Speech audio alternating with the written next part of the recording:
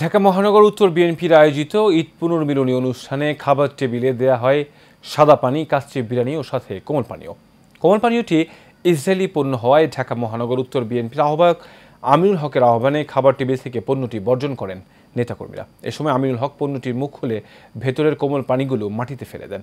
তার আহ্বানে দেখাদেখি সেখানে থাকা প্রায় ৫,০০০ নেতাকর্মী কোমল পানীয়টি বর্জন করে। সোমবার রাজধানীর উত্তরার ১৩ নম্বর সেক্টরের খেলার মাঠে ঈদ পুনর্মিলনী অনুষ্ঠানে এই প্রতিবাদ জানানো হয়। এ সময় মহানগর নেতাকর্মী সহ রূপায়ণ গ্রুপের কো চেয়ারম্যান মাহির আলী খান রাতুল সেখানে উপস্থিত ছিলেন। এর আগে ঢাকা মহানগর উত্তর বিএনপির সদস্য সচিব মোস্তফা জামান ইসরায়েল পণ্য বর্জনের আহ্বান করেন। তিনি বলেন, ফ্যাসিস্ট আওয়ামী সরকার বিদায় নেওয়ার গত ১৫ বছরে এবার প্রথমবারের মতো স্বাচ্ছন্দ্যপূর্ণ পরিবেশে ঈদ পুনর্মিলনী অনুষ্ঠানের আয়োজন সম্ভব হয়েছে।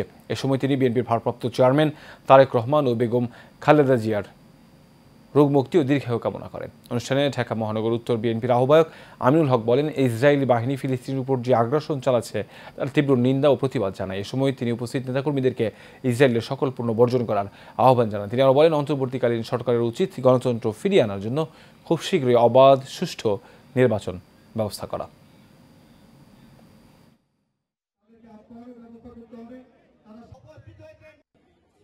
প্রতিটা মুসলমান ভাইদের কাছে আহ্বান থাকবে, আমরা ইসরায়েলি পণ্য এক থেকে ব্যবহার করব না। গাজায় এবং রাফায় যে হত্যাযজ্ঞ চালিয়েছে ইসরায়েলি বাহিনী, আমরা যাদেরকে হত্যা করা হয়েছে আল্লাহ পাক তাদেরকে শহীদি মর্যাদা দান করুক, তাদেরকে জান্নাতবাসী করুক, এই দোয়া করি।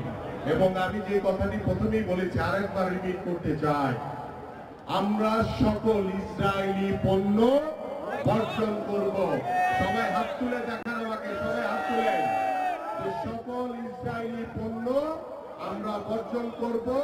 আমরা এই পৃথিবীতে এই ধরনের কোন হত্যাযজ্ঞ, মুসলমানদের উপরে যে হত্যাযজ্ঞ হয়েছে সেটা কখনো আর দেখতে চাই না। আমরা তীব্র প্রতিবাদ জানাই।